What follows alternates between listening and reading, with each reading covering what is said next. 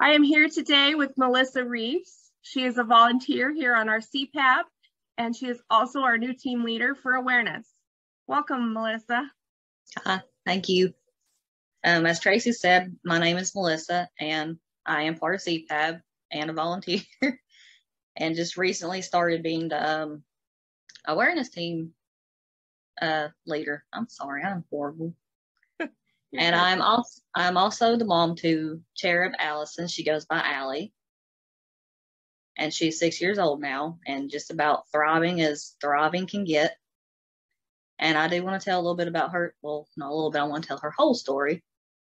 At my 21-week anatomy scan, when we were going to find out if we were having a boy or girl, we were hoping for a girl. Well, we ended up getting told that we were having a girl. But during my ultrasound, it seemed like the tech was taking a very long time.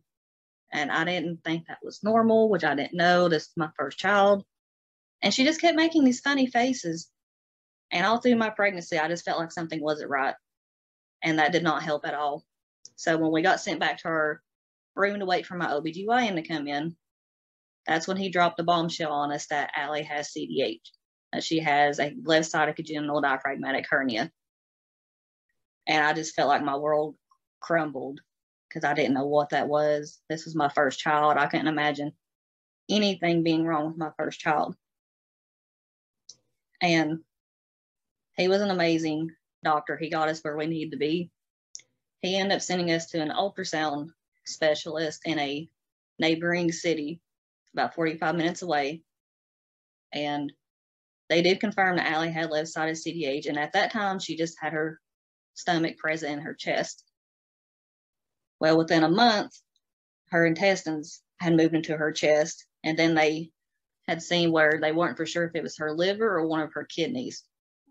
And how they explained it to us is one of the two organs they don't like seeing in the chest is the liver or kidneys. And they did end up confirming that part of her liver was in her chest. So that sent us to another loop, because at first we were supposed to have her in our hometown. Then we found out about CDH, and then we were supposed to end up having her in the neighboring town that they sent us to. And then we end up being told that we would have to go to Nashville and have her at Vanderbilt 4 hours away, which that doesn't seem like that's very long, but whenever you're nervous and a first-time mom, and it's scary, because her case, from the time we found out about it, it was mild, and then it went to severe within less than 2 months. So in January of 2015, they sent us to our first appointment in Nashville. They confirmed everything. We met with the NICU. We met with some of the people from the NICU, took a tour of the NICU. We met the surgeons who were going to be over her, and we met my technically third OBGYN, the one who would be delivering her. And met with the ultrasound specialist there. They did ultrasounds. We filled out a bunch of paperwork, talked to a whole bunch of people, and it was really overwhelming because we were there from about 9 o'clock that morning until about 5 o'clock that afternoon, just going through everything. And I just felt my heart just shattering more and more because I didn't know if Allie was going to make it. Then they told us flat out that she had less than a 50% chance of survival.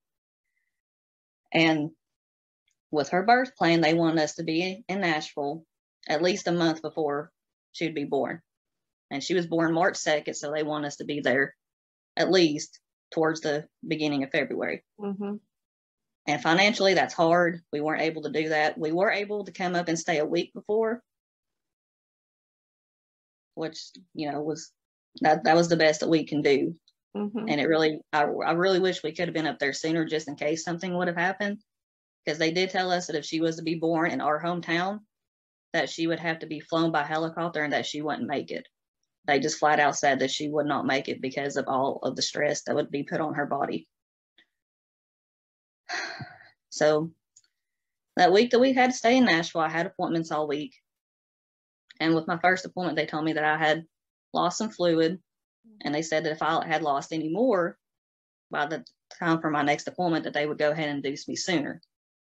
Luckily, I didn't. So we went in March 1st, that Sunday night at 9 p.m. And they did what I call practice rounds with labor to see how me and Allie would handle it. And she didn't do too good. Her heart rate would drop whenever, I'd have, I guess, what you call practice contraction. I'm sorry, I don't know the correct terms. And about midnight, they let me and her rest. And then 8 o'clock that next morning, they fully induced my labor. And I was in labor from about 8 a.m. until 4 p.m. I hadn't processed with dilating no more than 2 centimeters on my own. And her heart rate was dropping with every contraction. Literally, I would have a contraction, her heart rate would drop, and then it would slowly build back up. And then by the time it would build back up, I'd have another contraction, and she would, start from the bottom and work her way up again. So at about 4 o'clock, the doctor who was over me and I was going to deliver her said, we're going to give you some oxygen to try to see if that will help you and her. He said, we'll do it for about 20, 30 minutes, see how it goes. It wasn't 10 minutes later, he came in and told me, he said, we have to get her out now. So that terrified me. Sure. Being known that I'd have to have a C-section, and on top of everything else I already knew that was going on. So they got me prepped, got me an OR, and they told us months beforehand that we wouldn't get to hear her cry. I was scared, nervous, I was shaking like crazy, but at 4:47 p.m. on March 2nd, Allie went ahead and defied, one of the odds that was against her. She let out a little cry whenever she came out, and it just felt like the whole entire world stopped. Yeah. And that gave me some hope, because I was thinking, she might make it. She might actually pull through this. And it was about 4 hours later, after my C-section, they had went ahead and I can't even talk. Immediately intubated her and whisked her away to the NICU. So about 4 hours later, I finally got to go see her. And she was in one of the sickest pods. And it was beyond terrifying, but also amazing at everything that she was hooked up to. She was hooked up to so many medicines, the ventilator, and just finally getting to see this little tiny person that I created for the first time. It was overwhelming.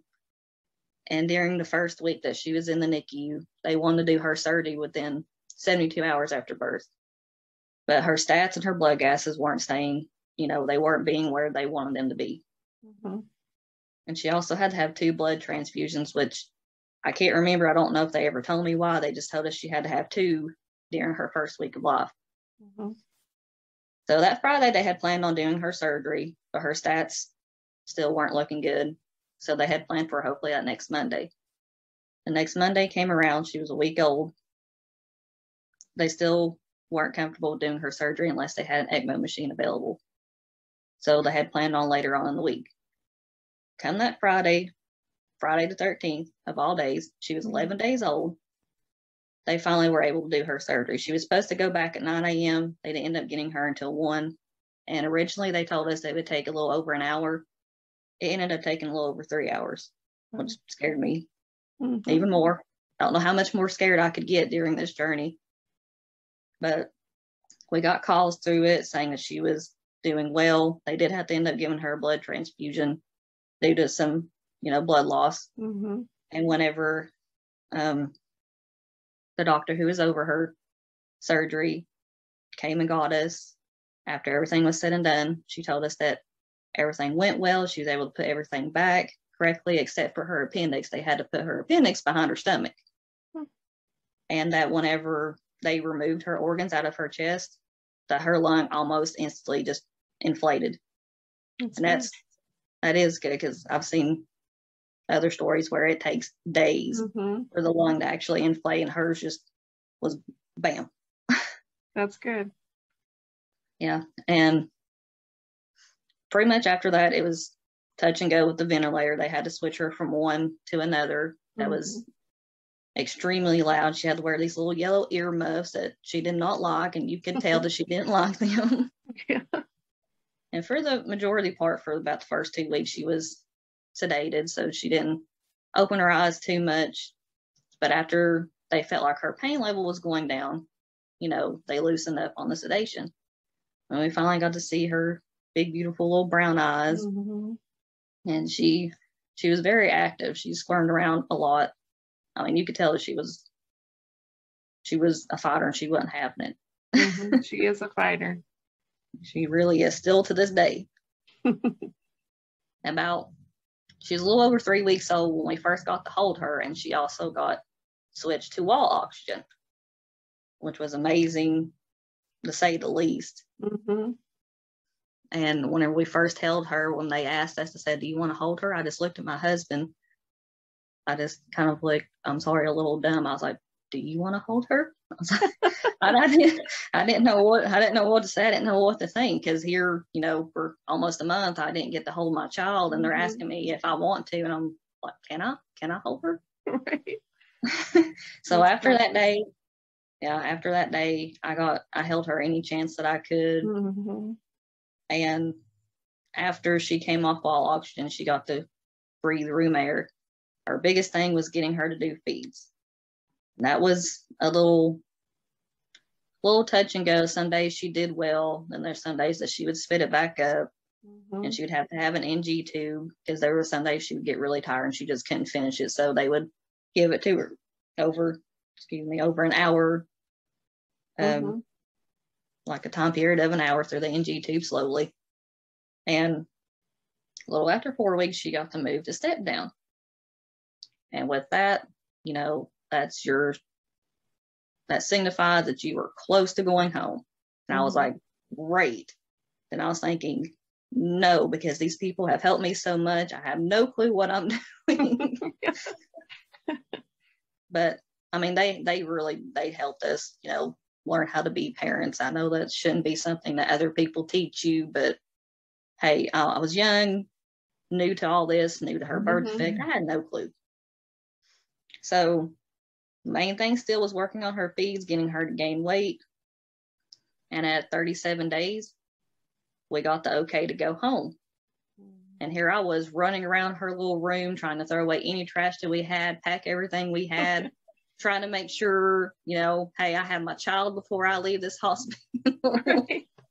And on our way home, it was raining, so that terrified me even more. So I'm a worry wart. That's what I do. So after coming home, everything was doing all right until about 5 months old. She ended up having a reflux, like GERD spell, which at the time we had already been told that she would probably end up having acid reflux issues. But she was doing well enough to where we were thinking we kind of bypassed that. Well, one night she ended up projectile vomiting. And I mean, she was trying her best to swallow what was in her throat. She was having trouble with trying to breathe, because you can hear her trying to gasp for air. And we freaked out. We called an ambulance, got to the emergency room after the firefighters had came in, tried to suction her out, handed her off to someone with a EMS. And I was just thinking, why is this happening? We haven't even been home that long. And it seems like we're taking a million steps back. But it turns out it was her GERD, or she was diagnosed with GERD, and they gave us reflex medicine, which didn't help a whole lot, because she would always have her spells at nighttime. And there's times that we would be up almost all night long, either holding her or trying to prop her up the best that we could. That way she can actually sleep. So most of the time we didn't get any sleep, just so she could get some sleep. And also that had gone on until she was about 3. It was almost an every night thing. Then when she was about 8 months old, she started physical therapy. And that went on for about 2 years. And her biggest things, because she was, developmentally delayed, her biggest thing was tummy time. She did not like tummy time. She wasn't doing it. It didn't matter who was trying to make her. So the biggest thing was trying to get her to do tummy time and to go from laying on her back to her stomach voluntarily. Right. And about close to a year old, she finally got used to doing tummy time, and she started doing what normal babies do. She started trying to pull up and crawl. And another thing that she had issues with is she didn't have that oh no factor to catch herself whenever she would fall. And she didn't learn that until about the end of the 2-year period of physical therapy. So anytime she would fall, she face planted. I felt so bad because I didn't know how to teach her. I mean, it took a long time. Mm-hmm. Now, during that period, at 18 months old, we ended up finding out that she had a bowel obstruction. And there was actually several things that led up to that. There would be times where her reflex would act up. We would take her to her doctor emergency room because it would get to the point to where we thought she had a bowel obstruction because she just kept throwing up. Mm-hmm. And we kept getting told, no, if the malrotation of the intestines was going to happen, it would have already happened. That didn't set well with me, but I was like, okay, you guys are the doctors. But then 18 months old, I had just started working at the job I'm at now. My husband called me at 9 o'clock that night. And he said, hey, Allie's been puking for the past hour, and it's gotten to the point to where she's puking up brown stuff. And of course, we all know that's bile. Mm-hmm. And luckily, I was able to get off at 10 o'clock that night. We rushed her to one emergency room. The receptionist ended up kind of blowing us off. So I was like, okay, we'll go to the other hospital. And we had to sit in a consultation room for about 2 hours, but they at least did finally get us back to a room. And they listened to us. This was the first time in that 18-month period that we actually had doctors and nurses listening to us about what she's gone through, her birth defect, what we were suspecting that it was. Mm-hmm. And they did x-rays, ultrasounds, everything they could. And I knew something was really wrong with Allie because she had that white coat syndrome. Mm-hmm. She knew you were a doctor. She knew you were a nurse. It didn't matter if it was casual Friday. She knew who you were. She did not like you. Mm-hmm. And she let it be known. But when the nurse came in and was giving her an IV, that child, she didn't move. She didn't flinch. Mm-hmm. She didn't make a noise. It almost looked like that whatever she was battling, that she was just so tired that she was giving up from. And I was like, this can't happen. So by the time they got all the results back, they couldn't see everything very well, but they had already told us that they suspected she had a bowel obstruction, and they were going to send us to the Children's Hospital in Knoxville to be looked over. And when we first got there, the doctor that was over her, I have no idea why, but he was convinced that her bowel was just overlapped. And they put a tube in her nose down to her stomach to keep her suction out. That way she wouldn't just keep puking, because that's all she could do. She couldn't eat, drink, or anything. And if she did, it just went, came back up. Mm-hmm. And after a few procedures they'd done to try to figure out what was going on, I had ended up calling the surgeon who did her diaphragm repair. And I said, hey, this is what's going on. We need some help. And whenever I explained everything, all of Allie's symptoms, she told me immediately she has a bowel obstruction. She needs surgery now. And by that time, I was very frustrated. And when the doctor came in, that's whenever my mama bear did come out in me. And I told him, I was like, listen, you either need to do the surgery now or you need to transfer us to Vanderbilt. I was like, that is the options that we have here. And then Allie proceeded to puke on me during that time. And he said, okay, we'll go ahead and do the surgery. Well, it was he was in there with the surgery team, and there was a different surgeon who did her actual surgery, and they did confirm that she did have a bowel obstruction caused by malrotation of her intestines. And she had a lot of scar tissue wrapped around her intestines from her repair surgery with a diaphragm. I was just thinking to myself, that's crazy. It's hard telling how long this has actually been going on. Right. And that's whenever I put my foot down with anyone and everyone, because I used to advocate for Allie after we brought her home, and the support system that we thought we had, it seemed like they just turned on us because they would make comments saying, you're just a new mom, you don't know, and you should be thankful that your child is healthy and that she's not going to have any more problems. And it just hurt because no one was listening to me.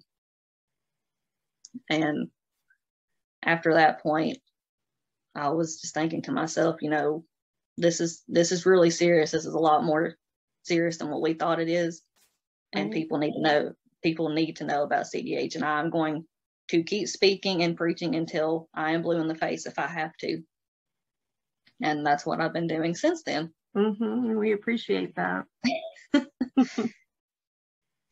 And after Allie's bowel obstruction, she got to come home, and she had lost more weight. She's always been a skinny little thing, and she had already been diagnosed with failure to thrive. We were trying to get her to gain weight. She just wasn't having it, and then going through that didn't help. But over the next couple of years, we started finally gaining some weight.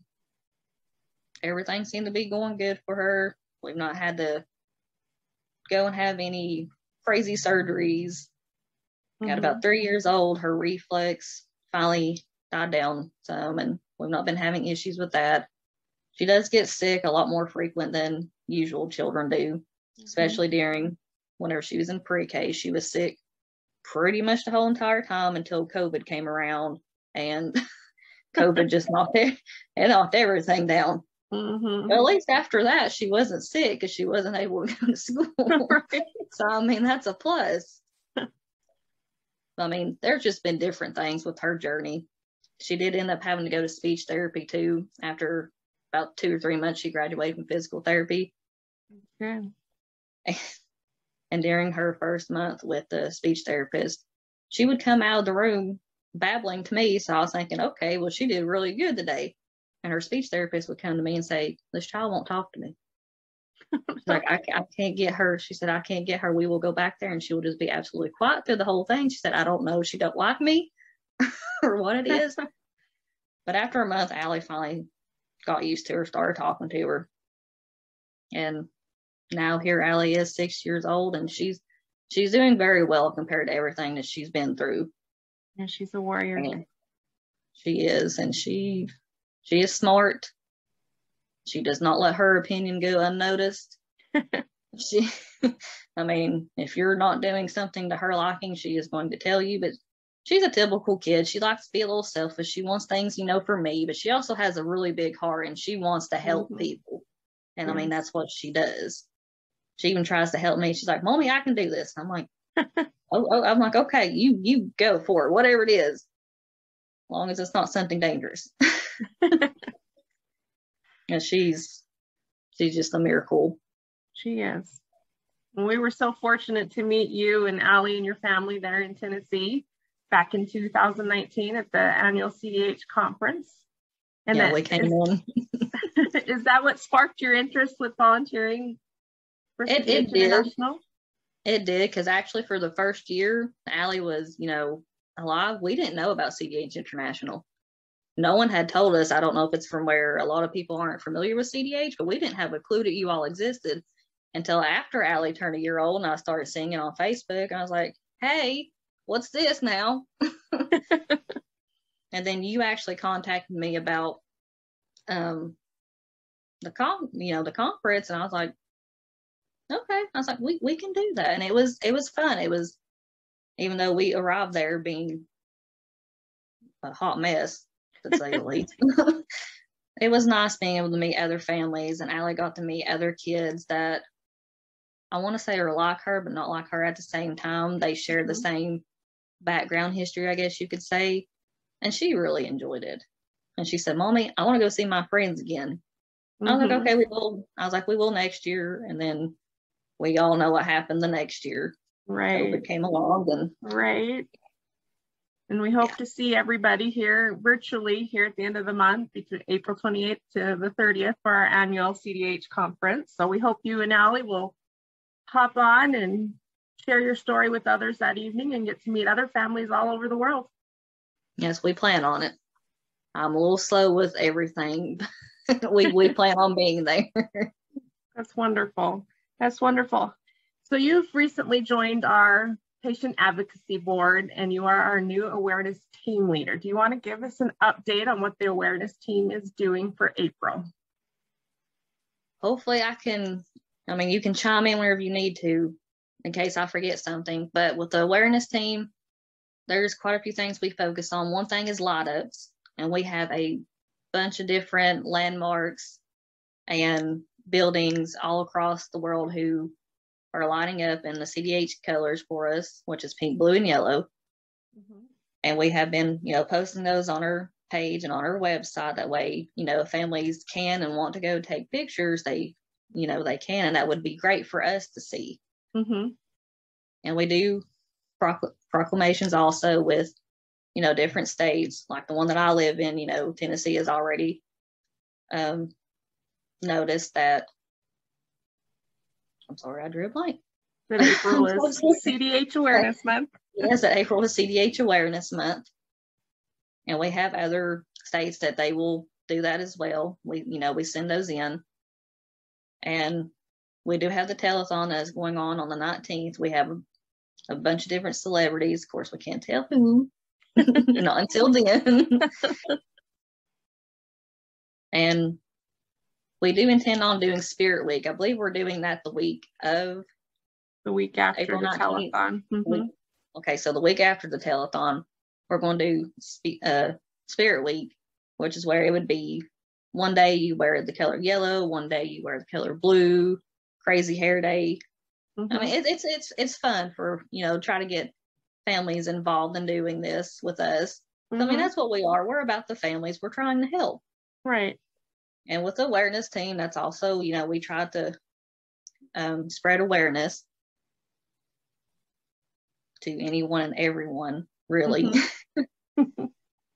Mm-hmm. We do have the concerts.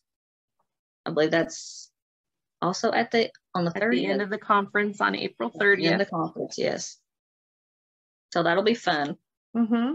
The conference alone will be fun because we'll get to, like you said, we'll get to talk to other families, share our stories, hear from some doctors about any, new updates with research.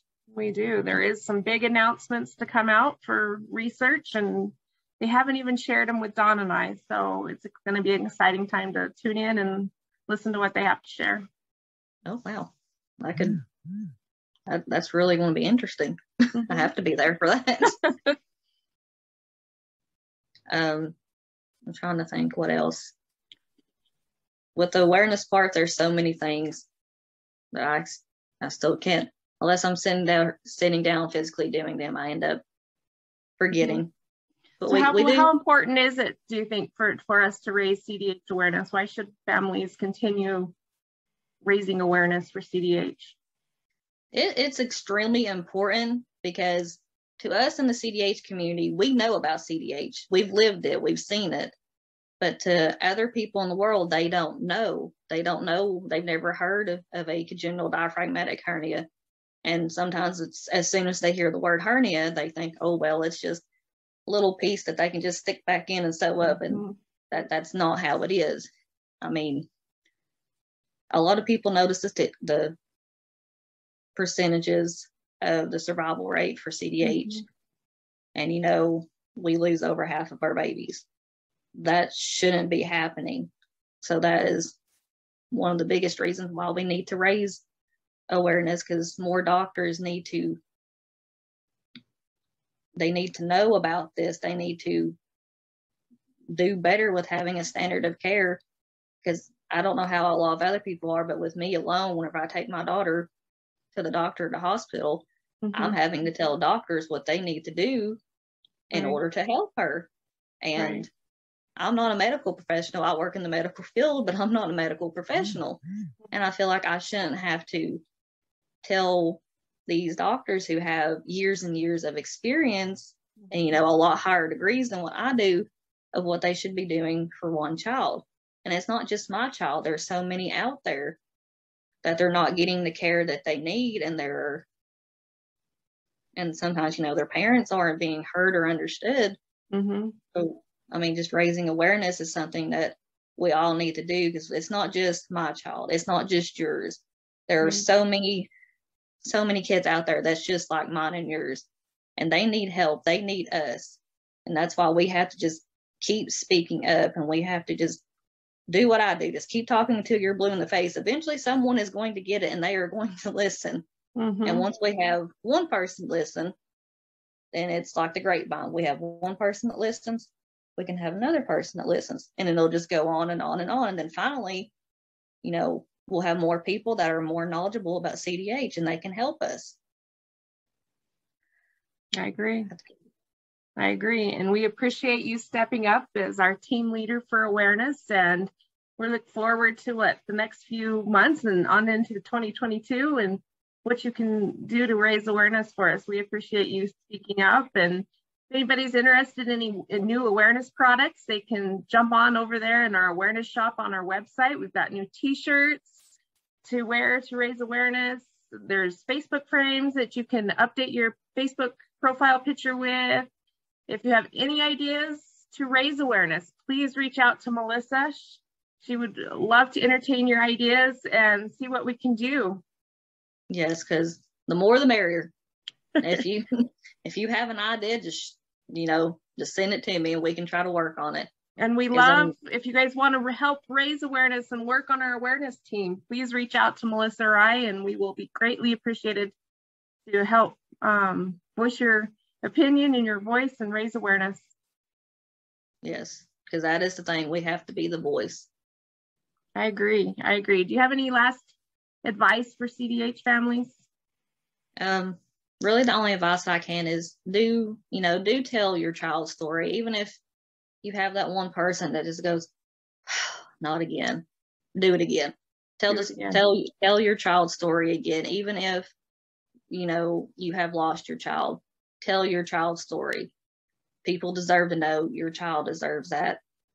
And also, if you can, try to do fundraisers, because the more that we can have to go towards research, the more that we can have to, better understand how we can hopefully prevent CDH from happening in the future. Because it's hard. We all know that it's hard. And if we can, try to put a stop to it, that would be great. But just mostly, tell your stories. Don't be afraid. It doesn't matter. Someone belittles you, you just keep going. I agree. Telling your story is raising awareness. Thank you, Mellissa, for joining me today and sharing your story of Valley and sharing your volunteer information. We greatly appreciate it. You're welcome. And thank you. I'm going to keep doing this. I appreciate you. Thank you.